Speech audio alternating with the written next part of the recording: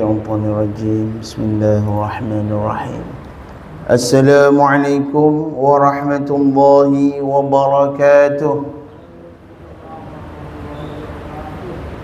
Nahmaduhu wa nusalli wa nusallimu ala rasulihil karim wa ala alihi wa ashabihi wa man tabi'ahu ila yaumiddin, amma ba'd.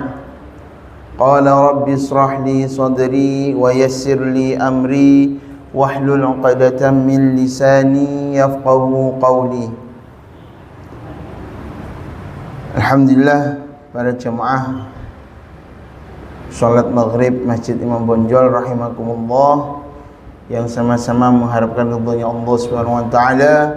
Puji syukur kehadirat Allah Subhanahu wa taala, zat yang maha kuasa, yang memberikan kepada kita berbagai macam karunia-Nya, zahir batin, siang dan malam, setiap detiknya kita senantiasa hidup dalam berbagai macam anugerah dari Allah Subhanahu wa taala. Kita ini senantiasa diselimuti oleh karunia-Nya Allah Subhanahu wa taala.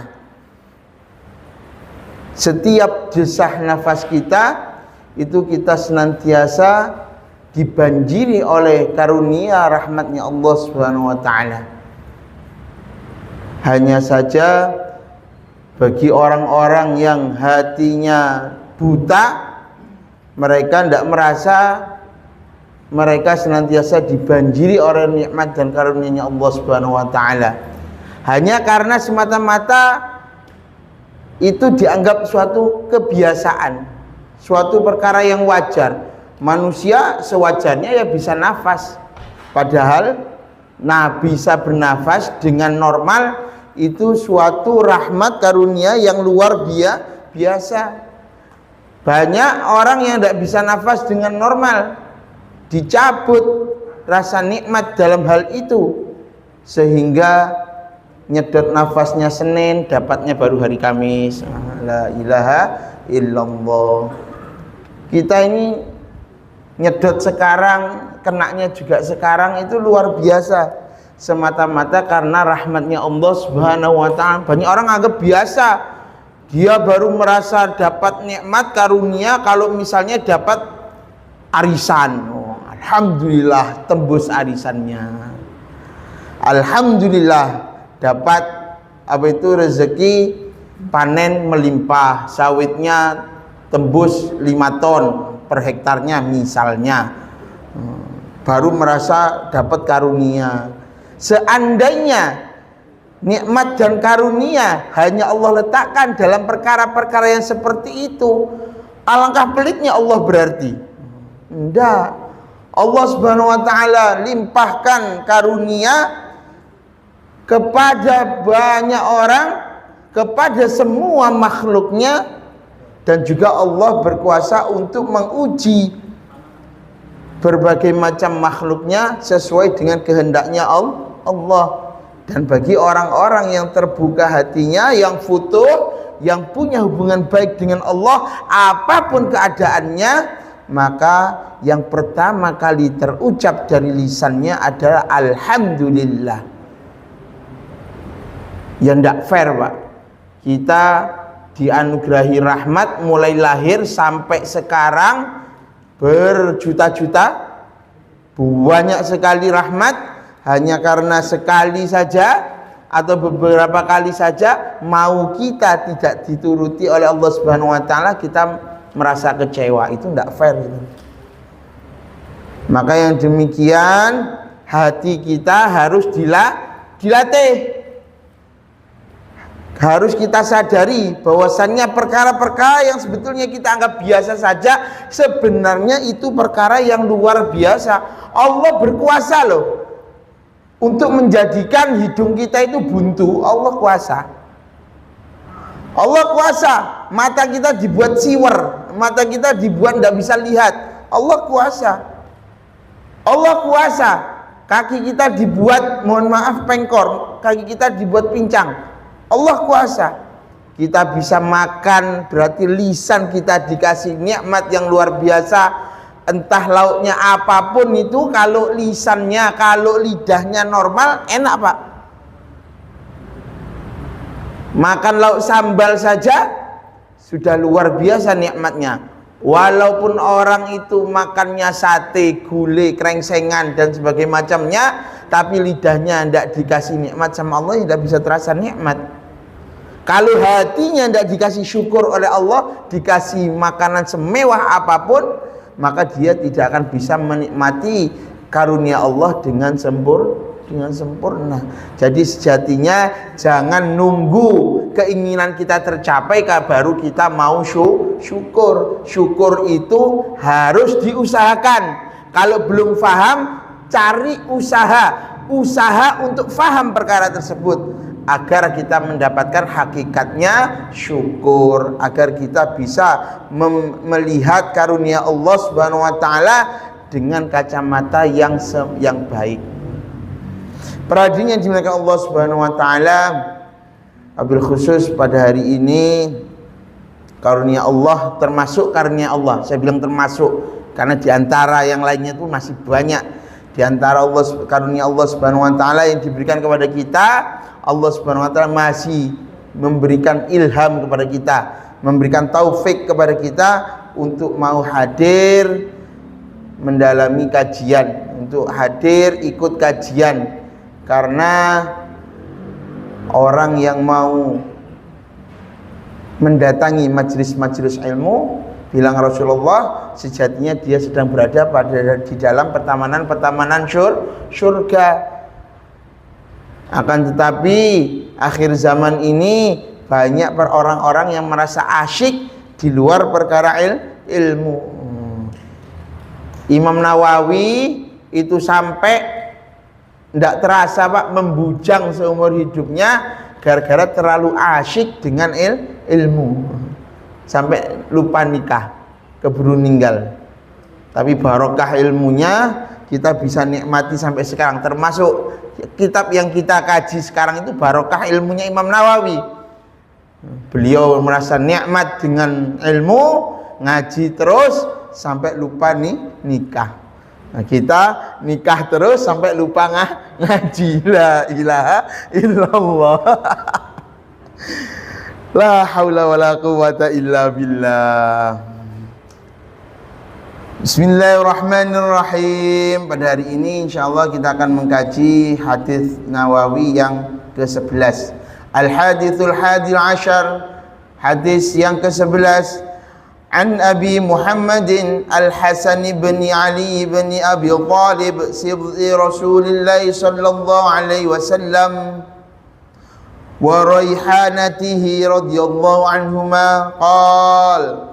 Hadis ini diriwayatkan oleh Abu Muhammad, kunyahnya Hasan, cucunya Nabi. Kunyah itu kalau dalam bahasa Arab ada namanya Abu Hurairah, itu berarti kunyah. Alam kunyah. Abu Hurairah, Abu Muhammad, Abu Thaha, Abu Hasan. Abi Muhammad namanya Al-Hasan ibni Ali bin Abi Talib. Hasan putranya Ali bin Abi Talib. Sibti Rasulullah sallallahu alaihi wasallam, cucu kesayangannya Rasulullah sallallahu alaihi wasallam, cucunya Rasulullah. Wa raihanatihi, cucu yang menyayangkan kepada beliau, cucu yang sangat disayang. Qala, beliau berkata, hafidtu min Rasulillah sallallahu alaihi wasallam, aku hafal dari Rasulullah sallallahu alaihi wasallam. Jadi perlu diingat, Hasan bin Ali juga Husain bin Ali ditinggal Rasulullah wafat itu beliau dalam keadaan masih kecil. Jadi sungguh luar biasa, anak kecil ingat materi yang disampaikan oleh Rasulullah sallallahu alaihi wasallam, padahal itu materi yang sangat penting. Oh, luar biasa sekali. Kurang lebih beliau itu ditinggal wafat Rasulullah itu umur 6 tahun. Bayangkan anak sekecil itu bisa meriwayatkan hadis. Masih ada di memorinya itu. Mungkin hadis ini diriwayatkan ketika beliau sudah besar. Tapi makanya beliau pakai lafaz hafidtu, dulu waktu masih kecil aku itu ingat apa yang diucapkan oleh Rasulullah. Hafidtu, aku apal. Saya menghafal apa yang diucapkan oleh Rasulullah sallallahu alaihi wasallam. ma yaribuka, tinggalkanlah perkara yang membuat engkau ragu, ila ma la yaribuka, menuju perkara yang tidak membuat engkau ragu. Hadis ini masih ada hubungannya, masih ada nisbatnya dengan hadis yang sebelumnya. Kalau tidak salah hadis ke-5 atau hadis ke-6 itu, yang al halalu bayyinun wal haramu bayyinun wa ma bainahuma umurun mutasyabihat. Yang halal itu jelas, yang haram itu jelas, wa ma bainahuma, dan perkara yang diantara keduanya jelas dan hendaknya tidak tahu, itu perkara syubhat. Makanya perkara yang meragukan, perkara yang tidak jelas, itu biasanya itu berhubungan dengan dua perkara. Perkara yang pertama berhubungan dengan pengetahuan. Karena orang kalau dia itu bilang yakin, berarti dia itu tahu secara persis. Dia itu baru bilang yakin. Saya yakin tadi itu lihat kamu ada di pasar. Berarti dia lihat dengan sendirinya. Kalau orang, iya kira-kira tadi itu saya itu lihat kamu. Nah itu berarti berapa persen itu antara di dalam pengetahuannya, berapa persen itu dia tahu dan berapa persennya itu dia ragu-ragu. Makanya kalau di dalam ilmu fikih, yakin tingkatannya pengetahuan Pak, yang pertama itu yakin, kemudian dzon, kemudian syak, kemudian wahm. Yakin itu kalau misalnya dia tahu dengan persis 100% pengetahuannya. Kemudian kalau dzon itu berarti pengetahuannya itu di atas 60%, di atas 50%. Nah, itu dzon. Saya itu kira-kira tadi itu saya lihat kamu itu, saya yakin 60%. Nah itu berarti dzon. Nah, berarti ada 40%-nya dia itu yang tidak yakin. Nah, kalau syak itu 50-50. Nah, ragu-ragu antara yakin sama endaknya itu imbang, itu namanya syak. Sedangkan kalau wahm itu keyakinannya itu lebih rendah daripada keraguannya, itu namanya wahm. Nah ini biasanya orang itu melakukan perkara yang meragukan itu karena apa itu? Karena pengetahuannya tidak tidak 100%. Makanya dia itu merasa ragu, merasa tidak yakin. Kenapa kamu kok pergi ke selatan? Saya yakin karena tujuan saya itu ada di selatan sana. Kenapa kamu mau pergi ke Agus Jam? Iya, karena saya yakin saya mau berobat. Kalau misalnya muter-muter keliling Ketapang tidak jelas tuh, nah berarti itu tidak yakin gitu. Pengetahuannya itu tidak tahu. Dia mau ngapain itu tidak tahu. Makanya keyakinan ini berkaitan dengan pengetahuan, berkaitan dengan hukum agama. Maka pengetahuannya itu dia juga harus memiliki pengetahuan di dalam bidang agama supaya keyakinannya dalam bidang itu mumpuni. Kemudian kalau misalnya dalam bidang perdagangan, supaya yakin di dalam bidang perdagangan, maka dia harus punya pengetahuan di bidang itu juga. Dalam bidang apapun itu, supaya kita itu bisa yakin, maka kita harus mempunyai pengetahuan di dalam itu. Dokter itu Pak, seandainya tidak tahu tentang apa itu gejala-gejala yang kita sakit, tidak tahu, kita itu tidak diobservasi dulu, dokter tidak berani mengeluarkan resep. Karena apa? Pengetahuan yang ada di dalam kepalanya dokter untuk mengaplikasikannya sebagai obat itu harus di-compare dengan gejala-gejala sakit yang diderita oleh pasiennya.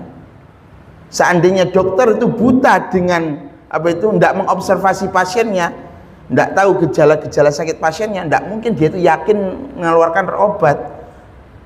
Dokter itu ngurek, tulisannya kayak cakar ayam itu, tahu-tahu keluar di apotek, keluar dari ruangan dokter 250.000 kalau tidak pakai BPJS tuh.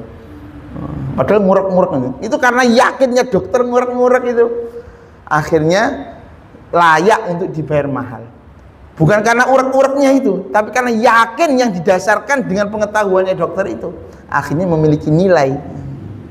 Oleh sebab itu para hadirin yang dimuliakan Allah Subhanahu wa taala, supaya yakin kita dalam melakukan suatu amal perbuatan harus didasari dengan pengetahuan yang kuat dalam hal apapun itu.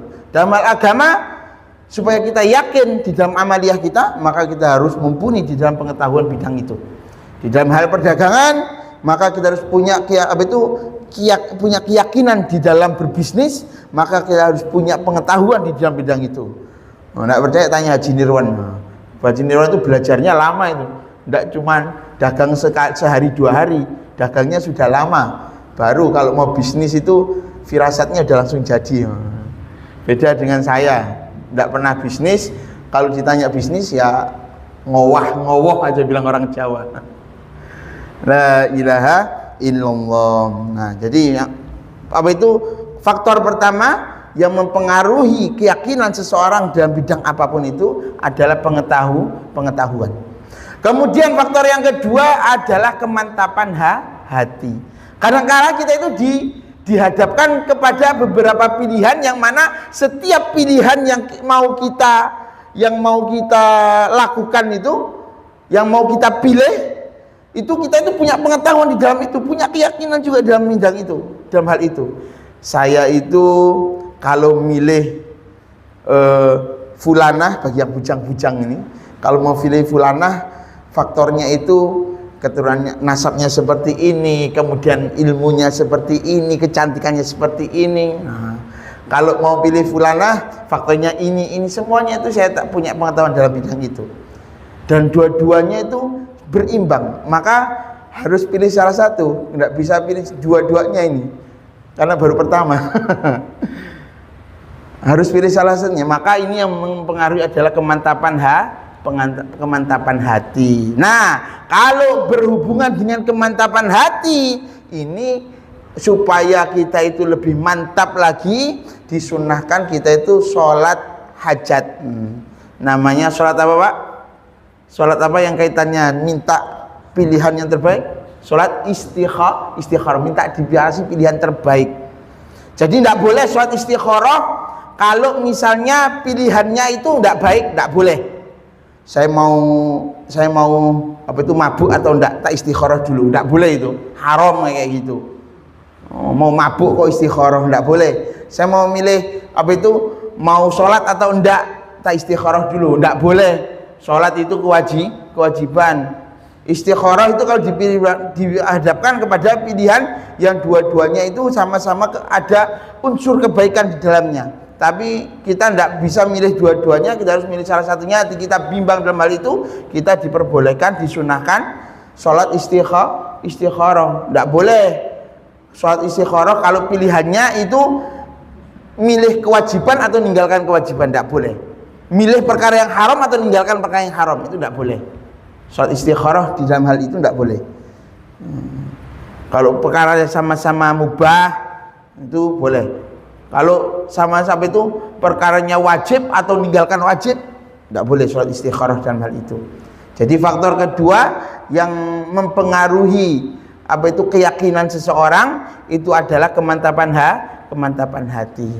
Apabila kita punya pengetahuan di dalam pilihan-pilihan kita, kemudian di situ ada kebaikan-kebaikan, tetapi kita itu bimbang mau menentukan salah satunya karena tidak memungkinkan untuk mengambil dua-duanya, maka dalam hal ini kita disunahkan untuk sholat hajat, namanya sholat istikharah, minta pilihan dari Allah Subhanahu wa taala. Dan pilih apa itu sholat istikharah itu tidak harus mimpi, Pak. Memang betul banyak orang-orang yang punya pengalaman dengan sholat istikharah mendapatkan pilihannya itu melalui mimpi. Akan tetapi tidak harus. Termasuk apa itu? Termasuk hasil fadilahnya sholat istikharah, walaupun tidak mimpi, itu dia dikasih kemantapan hati. Nah, waktu saya nikah sama istri saya tidak pakai kenalan lama-lama. Saya itu dikenalkan dikenal. Bahkan tuh saya tahu muka istri saya itu setelah akad. Qabiltu nikaha wa tazwija bi mahrin madkun halan sah doa Allah. Apa itu mudinnya itu doa, Pak penghulunya doa itu saya celingak-celinguk istri saya yang mana ini. Oh, baru tahu istri saya itu lewat foto, bukannya tidak tahu sama sekali, tapi belum pernah ketemu. Nah, waktu itu saya ketika mau menentukan pilihan kepada istri saya itu salat istikharah dulu dan tidak mimpi, akan tapi Allah berikan kemantapan hati kepada saya untuk menentukan pilihan saya. Tidak harus mimpi. Jadi nanti, tapi sunnah boleh ngulang sholat istikharah, tapi jangan jadikan patokan mimpi sebagai hasil fadilah daripada sholat istikharah.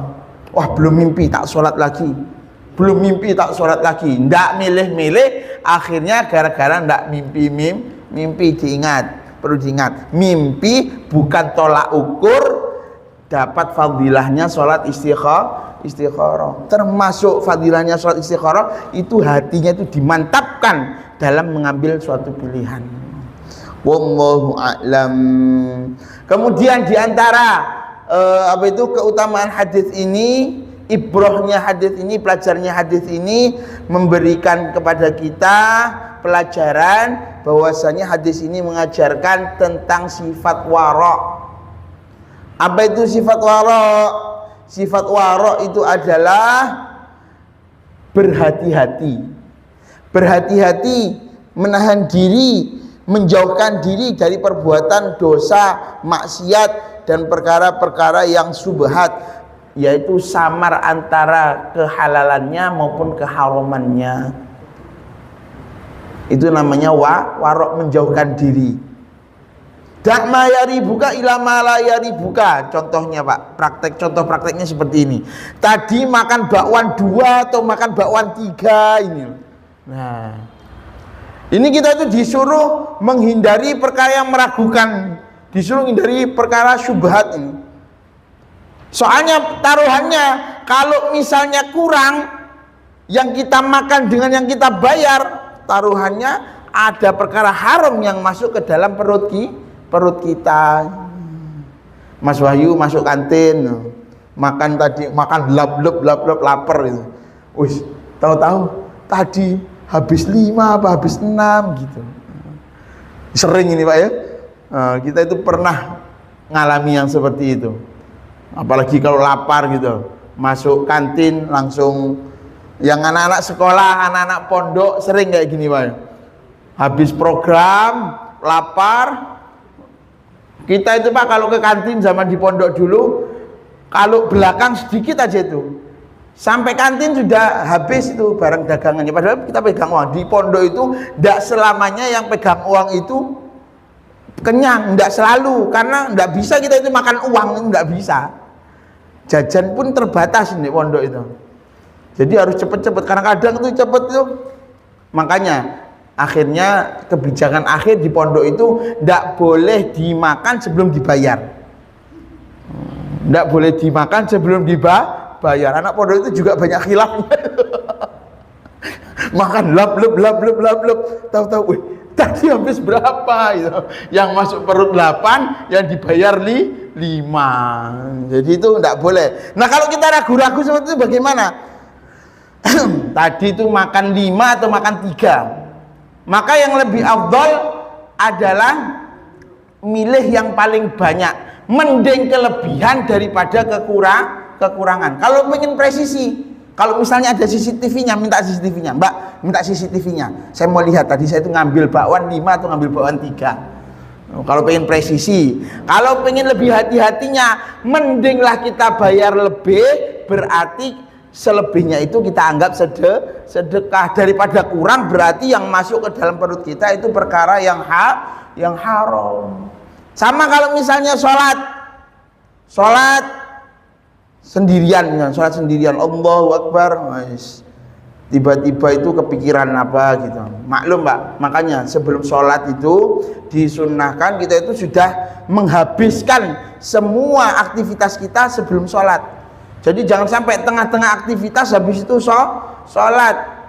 Ini saya bilang ini keutamaannya Pak ya. Tapi kadang-kadang keadaan kita itu menyebabkan itu tidak memungkinkan untuk menyelesaikan pekerjaan kita secara tuntas, kemudian kita baru sholat. Karena kadang kalau misalnya nuruti aktivitas, nuruti kerjaan, tidak ada habis-habisnya. Yang tahu-tahu kalau kita nuruti aktivitas kita, kerjaan kita, tahu-tahu waktu sholatnya yang habis.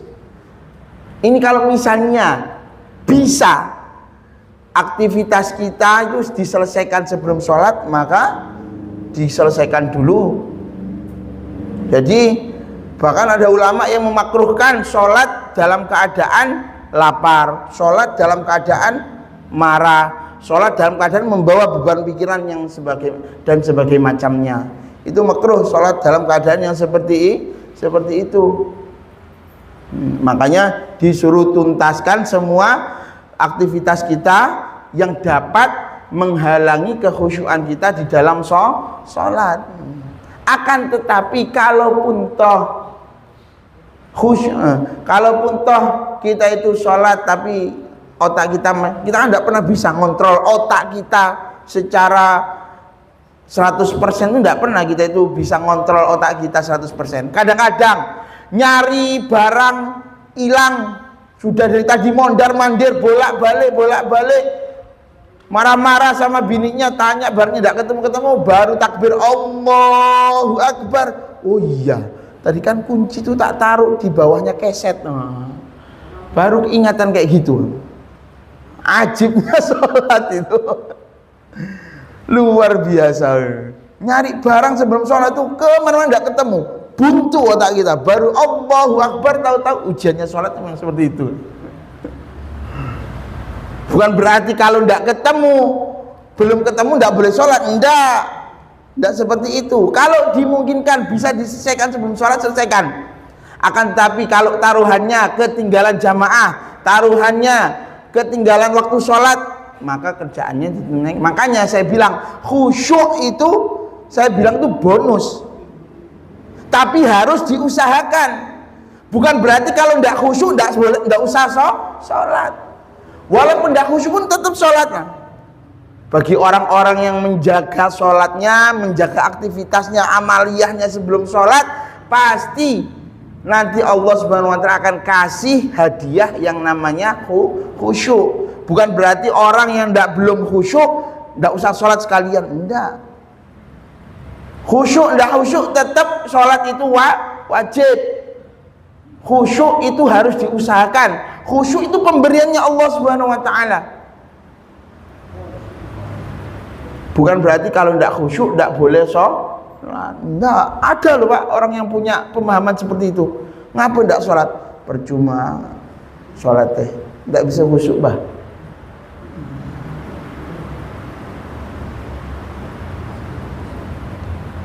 Oleh sebab itu para hadirin dimuliakan Allah Subhanahu Wa Taala, ya, ini adalah pelajaran tentang warok. Tadi saya bilang, kalau misalnya sholat 2 rakaat atau 3 rakaat kita bimbang. Tadi sholatnya udah 2 rakaat atau 3 rakaat. Ambil yang paling bawah. Beda dengan bayar tadi. Ambil yang paling tinggi lupa bayar tadi. Aku tadi itu makan 3 atau 5, maka bayar. Sudah habis 5. Tapi kalau sholat ambil yang paling bawah. Tadi sholatnya itu sudah 2 rakaat atau 3 rakaat. Ambil yang 2 rakaat. Mending lebih daripada kurang. Tapi tidak boleh Pak, kalau misalnya kita itu ingat tapi pura-pura lupa, tidak boleh. Atau kalau misalnya karena keyakinan ini, kemantapan hati ini kaitannya dengan diri pribadi, tidak berkaitan dengan orang lain. Karena ada Pak, sudah diingatkan pun orangnya tetap berdiri. Contoh misalnya sholat jamaah, dibahas ini Pak, di dalam kitab fikih dibahas. Saya pernah baca itu. Kalau misalnya ada imam berdiri dari tahiyat awal, dia tidak tahiyat awal, pada rakaat kedua dia tidak tahiyat awal, dia terus berdiri, sama makmumnya ditegur subhanallah, indai. Sama makmumnya ditegur subhanallah. Tapi menurut keyakinan imamnya, saya ini baru rakaat kedua. Tapi keyakinan makmumnya baru rakaat kedua. Nah, bagaimana yang seperti ini? maka imam diperbolehkan terus sholat wajib. Beda kalau misalnya kaitannya rukun yang ditinggalkan oleh imam. Misalnya imam nambah rokaat, ya imam nambah rokaat, sudah dapat 3 rokaat sholat maghrib, ternyata imamnya tambah karena keyakinannya imam berdirinya dia ini untuk menuju rokaat yang ketiga, sedangkan makmumnya ini waktunya tahiyat atau waktunya tasyahud, ini kan rukun. Maka ketika dalam keadaan ini imam diperbolehkan karena sesuai dengan keyakinan dia, sedangkan makmum ini harus tidak boleh ikut imam, karena kalau dia ikut berarti dia ikut nambah rokaat karena keyakinan dia sudah 3 rokaat. Maka makmum bagaimana? Makmum punya 2 pilihan. Pilihan pertama, makmum boleh mufarroqoh dari imam.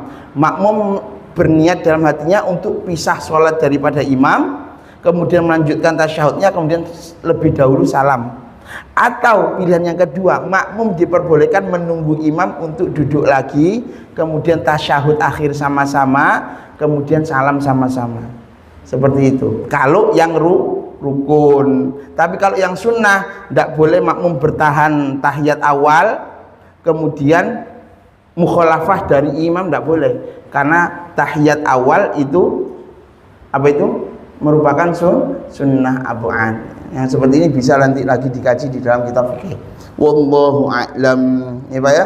Ini pelajaran tentang sikap warok. Sikap warok harus hati-hati betul. Kalau yang kaitannya sama ibadah, kalau misalnya ragu-ragu antara kurang atau lebih, ambil yang kurang. Tapi kalau yang kaitannya sama muamalah, sama muasyarah, ambil yang kurang. Kebalik atau enggak? Kalau misalnya ibadah, ambil yang kurang, ambil yang paling kecil. Tapi kalau muamalah, jual beli, ambil yang paling banyak. Kebalik saya tadi, mohon maaf. Ambil bakwan tadi 3 atau 5, ambil 5. Daripada taruhannya ada 2 buah bakwan yang masuk perut ternyata statusnya haram, mending kita lebih bayar daripada apa itu kurang bayar.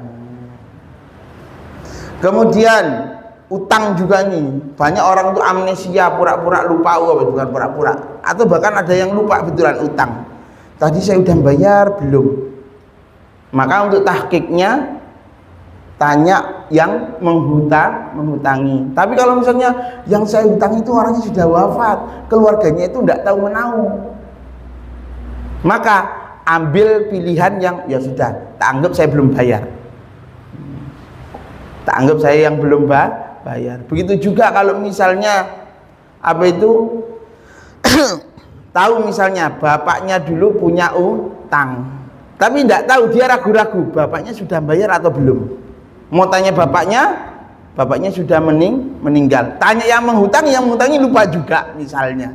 Maka ambil kemungkinan yang belum bayar. Nah, kecuali yang menghutangi mengikhlaskan. Wes, nggak udah dipikir Pak, wis anggap lunas. Alhamdulillah. Tapi kalau misalnya saya itu lupa dulu bapakmu sudah bayar atau belum, tapi udah anggap aja yang belum bayar, udah nggak usah engkel-engkelan. Apalagi tidak ada hitam di atas putih.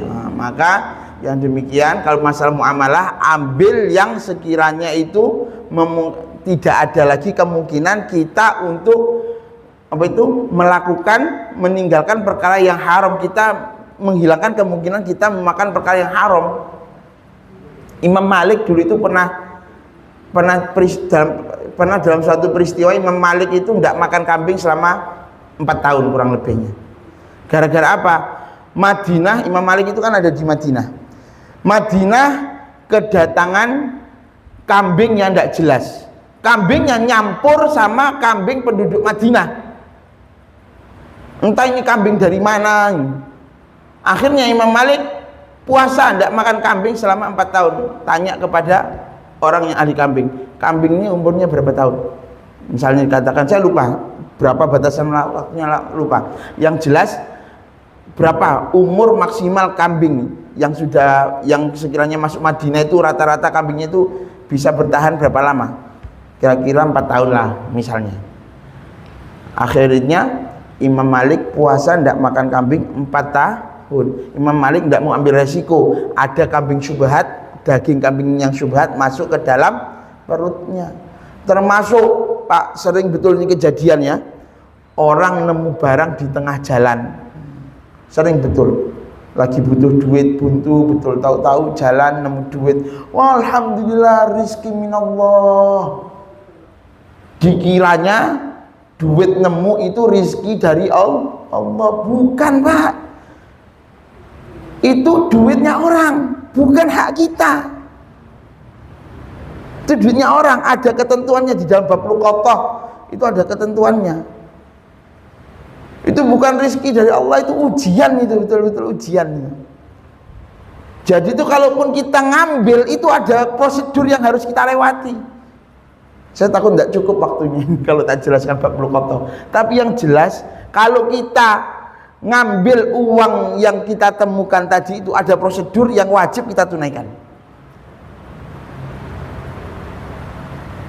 Jadi tidak boleh langsung semena-mena mengaku seolah-olah kita mendapatkan rezeki dari arah yang tidak disangka-sangka. Tidak boleh. Seperti halnya kalau kita kehilangan uang, kita pun sedih, orang lain yang kehilangan pun itu akan sedih. Nemu uang segepok 10 juta, seandainya kita yang jatuh uangnya 10 juta, itu kira-kira sedih enggak? Begitu juga orang lain. Maka ada prosedurnya. Gimana kalau misalnya kita itu nemu uang, ada prosedurnya. Ketika kita memutuskan untuk ngambil, maka kita harus siap untuk menjalankan prosedurnya. Kalau kita tidak siap menjalankan prosedurnya, afdol tidak ngambil. Juga tidak boleh semena-mena langsung dimasukkan kotak amal masjid. Ada tahapannya, tidak diperbolehkan juga. Jadi kita anggap bahwasannya barang yang kita temukan itu adalah haknya orang lain yang sekarang diamanahkan kepada kita, dan kita punya kewajiban untuk mencari pemiliknya. Nah, ada tahapannya, seperti memberi pengumuman. Kalau misalnya barangnya itu bisa awet, maka baru boleh dimanfaatkan setelah disimpan selama setahun. Kemudian bagaimana kalau misalnya nemu barang yang tidak awet, bagaimana ketentuannya, ada perinciannya. Dan insya Allah yang akan kita bahas dalam kesempatan yang lainnya. Wallahu a'lam. Isya jam berapa? 5:06. Monggo kalau ada pertanyaan Pak. Saya buka pertanyaan berkaitan dengan ini. Monggo. Kalau bisa ya tak jawab, tidak bisa biar Ustadz Wahyu yang jawab. Monggo. Ada yang tanya Pak, silahkan. Jangan tanya mau Ustaz punya duit enggak, mau utang saya, jangan tanya itu. Tanya yang kaitannya sama materi, atau enggak kaitannya sama materi boleh tanya perkara yang lainnya. Monggo Pak, ada yang tanya lagi?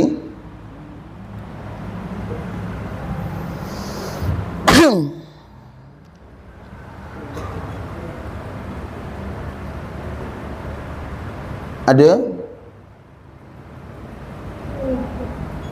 Wallahu a'lam.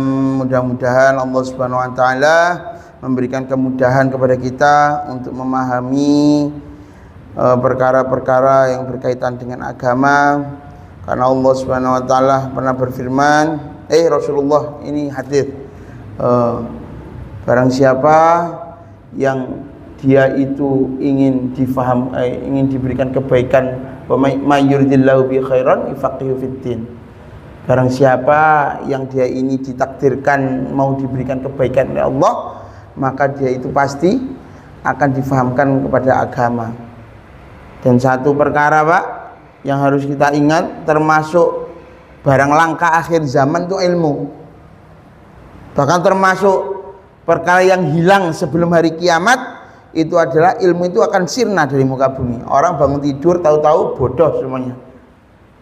Maka kita doa betul-betul supaya kita difahamkan ilmu, supaya anak turun kita difahamkan ilmu, akhirnya kita semuanya dapat keberkahannya ilmu. Wallahu a'lam. Akhirul kalam, Wabillahi taufiq wal hidayah. Wassalamualaikum warahmatullahi wabarakatuh.